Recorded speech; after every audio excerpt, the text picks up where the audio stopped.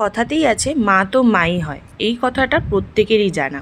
আমি কেন বলছি জানো? কারণ আমি থাকি বিহারে, এক রকমের প্রবাসীই বলা চলে। আমি কলকাতায় থাকি না। কলকাতায় যেরকম ভ্যারাইটিস মাছ মাংস পাওয়া যায় বা মাছ পাওয়া যায়, বিহারে কিন্তু একদমই সেরকম মাছ টাছ পাওয়া যায় না।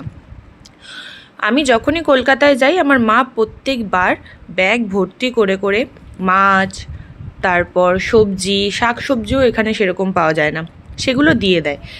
তার মধ্যেই এই বছর মানে এইবার আমি পুজোর থেকে যখন ফিরলাম, মানে কলকাতা থেকে বিহারে আসলাম, মা দিয়ে দিয়েছিল 4 রকমের মাছ। দিয়েছিল হচ্ছে চিংড়ি, ভোলা মাছ, পমফ্রেট আর পাবদা।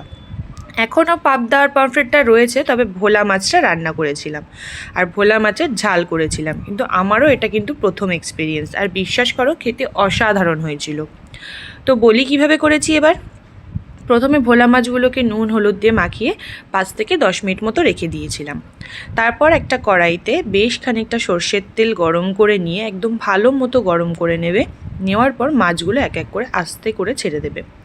কেন কি ভোলা মাছ কিন্তু একটু নরম মাছ, সামুদ্রিক মাছ আর নরম, তাই কিন্তু খুব সাবধানে ভাজতে হবে। হালকা লাল করে ভেজে তুলে নেওয়ার পরে ওই একই তেলে আমি দিয়ে দিয়েছিলাম একটু কালো জিরে ফোড়ন।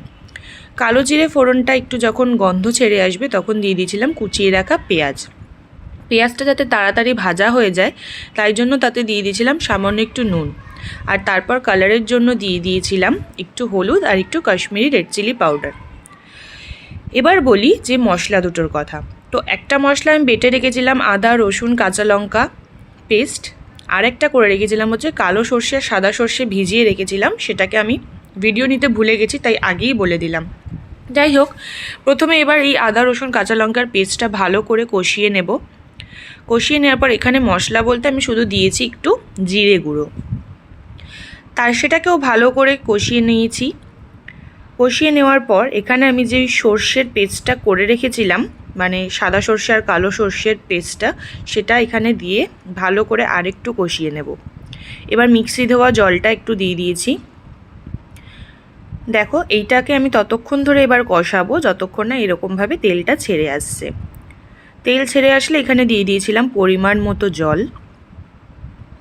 এবার যতটা গ্রেভি তুমি বানাতে চাও সেই হিসাবে এখানে পরিমাণ বুঝে জলটা দিতে হবে।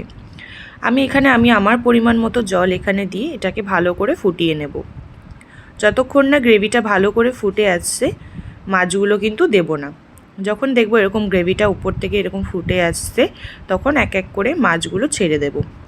খুব সাবধানের সাথে ছাড়তে হবে, নাহলে কিন্তু মাছগুলো ভেঙে যেতে পারে।